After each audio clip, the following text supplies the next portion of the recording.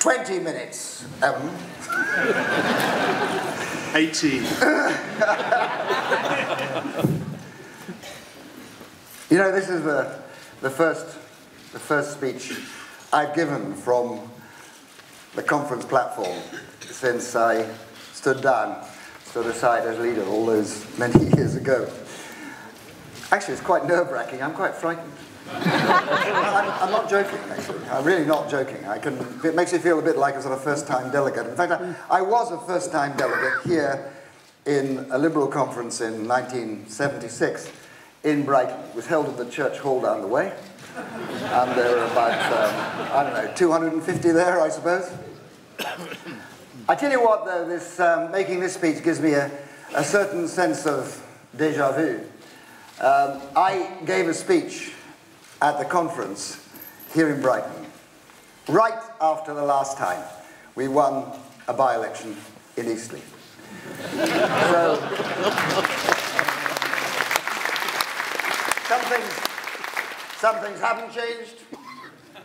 Orange diamonds, fighting against the odds, Simon Hughes. But one thing has changed. We were a party of opposition then, and we're a party of government today. And that changes everything. That changes everything. Last year, Nick Clegg asked me if I would chair the general election campaign. I said I would. For one very simple reason. Because I don't want being in government to be a blip for the Liberal Democrats. I want it to become a habit. You know, Liberals have waited 100 years for May 2010. And I have to tell you, I dreamt every hour of my leadership of our party that one day, we would have the opportunity to be where we are now, in government, making a difference. What else are we in politics for? If not to be prepared to take the responsibilities of power so we can benefit those we serve with government informed by the principles we believe in. What else are we in politics for but this opportunity? I don't want to have to wait for that opportunity again. Apart from anything else, at my age, I can't afford to. But, and here's the rub, you can't change a country, fellow Liberal Democrats, overnight. You can't deliver on the Liberal promise just in one government. It takes time. And that's why, at the next election, we can and we must ensure that we have the votes and we have the seats to continue the job which we have with such courage started together for the benefit of our country. Now that depends, well of course it does, on what we do in Westminster. But it also depends on what you do in your constituencies, in your communities. You see, the true force of our party doesn't lie in Westminster. It lies in our grassroots. It lies in you. So my job in the next 2.5 years is simply stated. It is to work with you, to challenge all that force towards one simple goal: winning. Winning votes, winning seats, winning hearts. Let me let you into a secret. I was not born a Liberal. I became one 40 years ago, when a man in a bobble hat knocked on my door and asked for my vote. To be honest, I told him I wasn't interested. I was fed up with all politicians.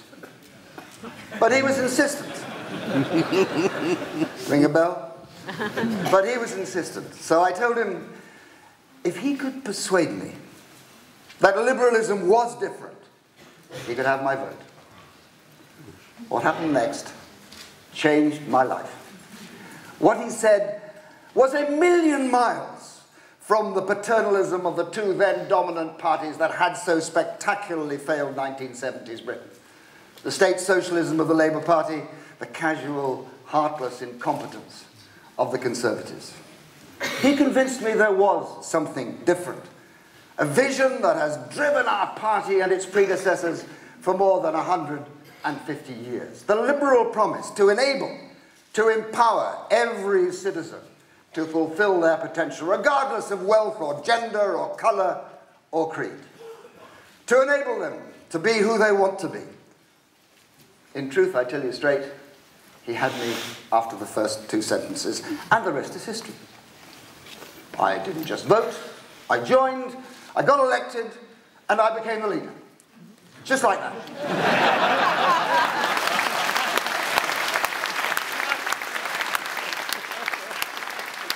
So what else did you expect? Of course, then, as you know, as now, it wasn't like that. I had to give up my job. I was twice unemployed. I wasn't, by the way, elected the PPC for Yeovil. I was the only one foolish enough to put my name forward for the job. We were third. The Tories had held the seat for 70 years. They didn't count their majorities, fellow Liberals, they weighted them. Our membership in Yeovil at the time was 5. Average age, deceased.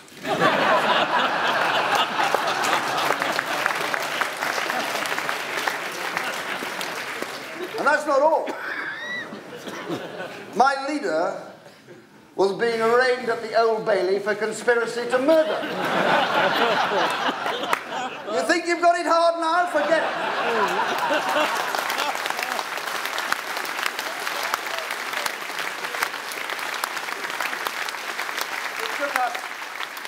It took us 8 years hard campaigning to win Yeovil. Leaflets delivered, doors knocked on, teams built, campaigns launched.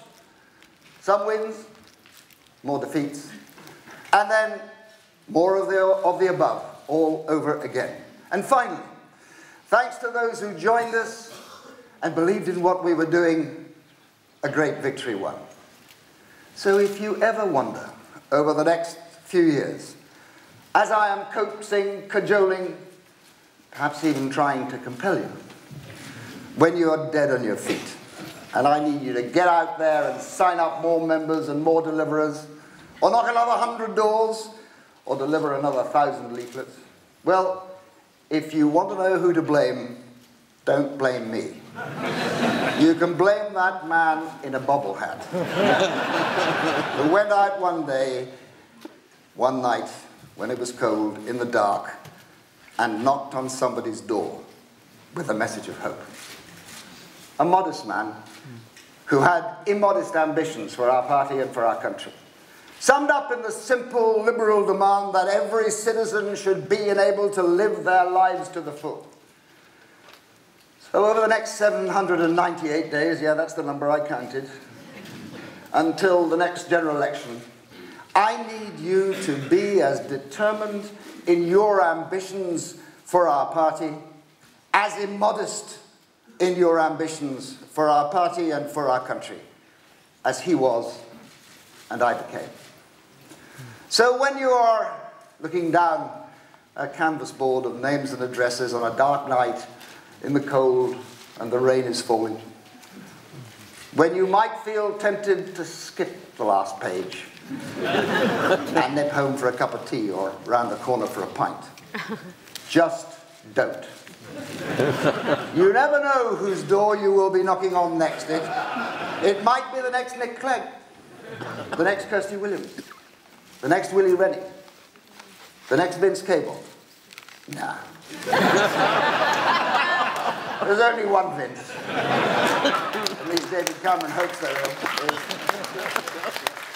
But much more important than all of these, it might be the one last vote you need to win.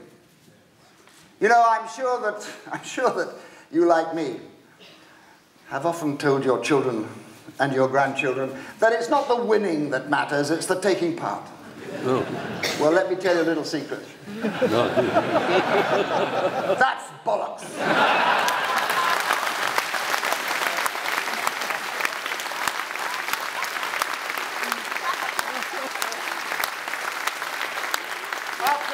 After 70 years in opposition and less than 3 in government, one thing is clearer to me than it ever was. Winning matters. In opposition, you can talk about our historic mission. Only in government can you deliver it. I look back at that speech that I made in 1994 after the first Eastleigh by-election. I'm sure every word of it is imprinted onto the memory of all those of you who were there. But for those who weren't, here's what I said. Our aim is nothing less than to overthrow the paternalism which has ruled the destinies of the British people under both Conservatives and Labour. To shatter a system which presumes that governments know best and replace it with the dangerous doctrine that it is the people who know best.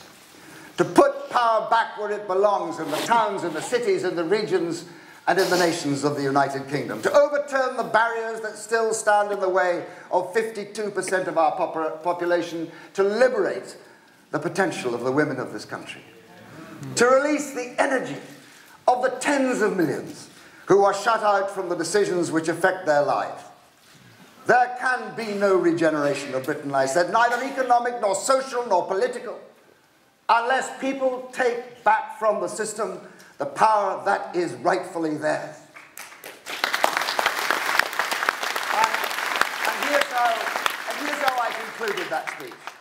The historic role of this party, of we Liberal Democrats, is to make that possible.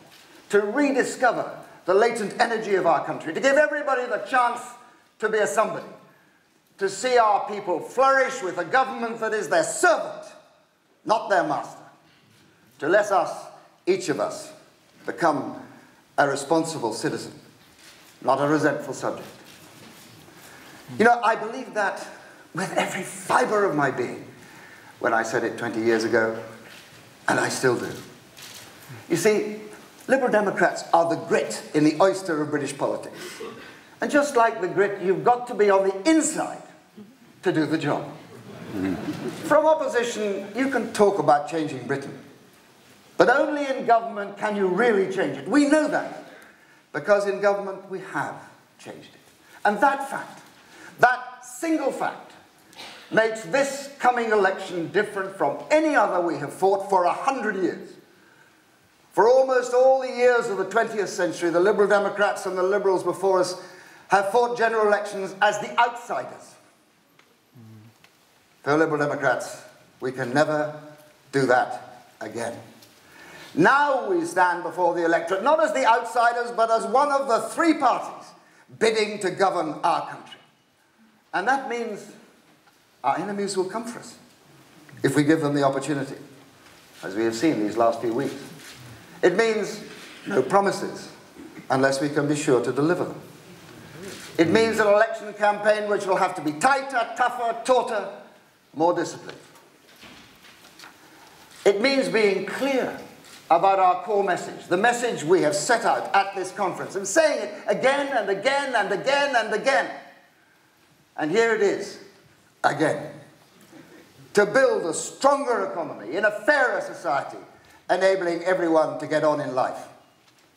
And this is why you are so important. You are the link of this party. You are our voice.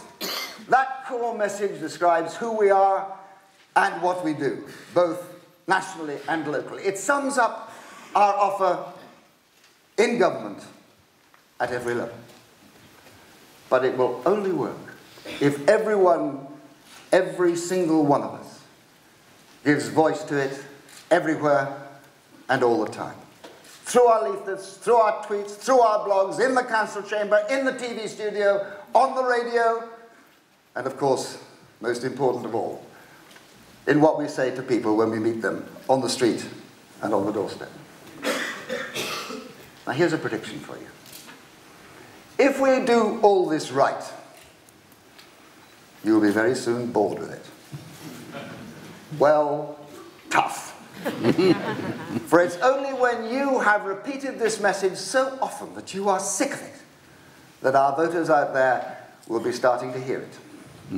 So, at every level, in your street, in your community, in your town, in our country, Our objective is simple and straightforward: to build a stronger economy in a fairer society, so we can deliver on that liberal mission of enabling every person to get on in life. Now here's something that's going to help us. This time, we don't have to rely on a promise of what we will do. We can look at the record of what we have done. Lowering taxes for millions of ordinary people while making sure that the richest pay a greater share. Investing in all our children's future through a 2.5 billion pupil premium. Increasing childcare provision for millions of families. Delivering the largest cash rise in the pension ever. And of course, radically reforming the whole system through Steve Webb's single-tier pension. Establishing the world's first green investment bank. Taking power away from Westminster and putting it closer to the people. A new deal for cities, giving new powers to local government up and down the country. A million newly qualified apprentices. Now let me tell you what this means for you. Now, and for the first time, you can twin a local message of achievement which you can be proud of with a national message of achievement which you can be proud of too. That's what we did in Eastleigh. It's one of the reasons we won Eastleigh, telling people again and again about our local and our national achievement. And it's what we have to do in our leaflets and on the door in the coming elections in May, in the elections next year, and in the build-up to the general election beyond. In the immortal words of our much-beloved and sorely missed David Penhaligon, if you've got something to say, stick it on a leaflet and whack it through the door box. Well now,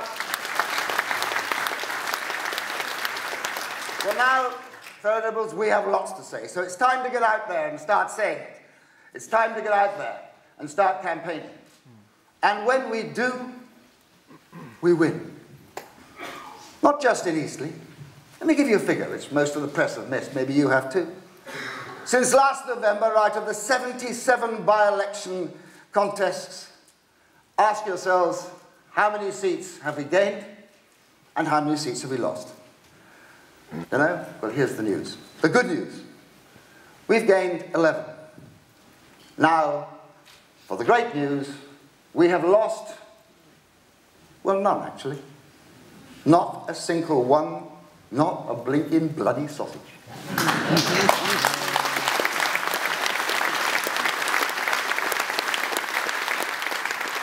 Now don't be deceived. You can take comfort from that, but not complacency. None of this means it's going to be easy from where we are now. It isn't. But then, it never has been. We have been here before, you and I. We have refused to accept the conventional wisdom. When we defied the odds and fought our way back from almost nothing to govern great swathes of Britain at the local level and eventually to almost double our seats in Parliament. I'm not going to gloss over this. In some way, what's ahead is more difficult than it was then, with a legacy of Labour's economic disaster to overcome, with Tory heartlessness to fight, and tough decisions to take in government. But in some ways, it's easier too. Now we have a message which is clear, a record in government to be proud of, and an outstanding team of ministers who easily outshine anything the other parties can offer.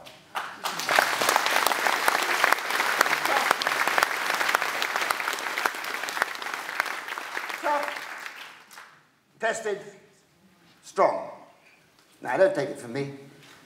Listen to this journalist writing in our beloved Daily Telegraph last week. This is what he said.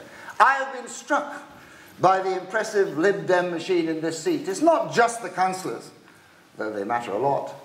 It's the organisation, it's the volunteers. It's the sheer bloody resilience, note the word bloody. As one Tory put it earlier this week, they just won't lie down and die. Too bloody right we won't. So